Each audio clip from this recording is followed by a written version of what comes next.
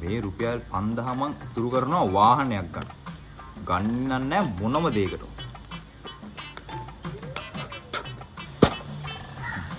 මචං හෙට කෑල්ලේ උපන්දිනේ නේ.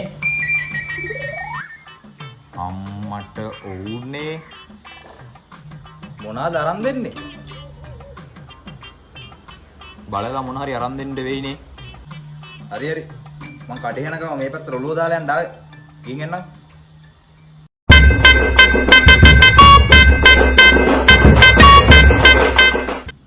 පන්දායින් 600ක් හරි ඉතුරුනානේ. මමන්නේ. මේක මං ඉතුරු කරනවා මොකා මොනවා කිව්වත් මේක නම් මම ගන්නෙම නැහැ.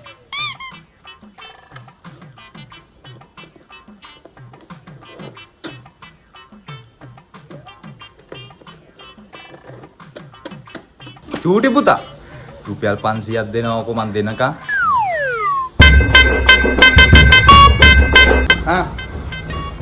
ඇතුලේ 100යි මේ 100යි 200යි. ටික ටික හරි ඉතුරු කරන්න ඕනේ. ලොකු ගණන් නැතත් ටික ටික හරි ඉතුරු කරලා මම කොහොම හරි ලොකු ගණනක් හොයාගන්න. මේ මල්ලි මොනවද බං උඹ අර නානෑ කඩේ රුපියල් 200ක ණයට බීඩි අරන් ඇවිල්ලා තින්නේ.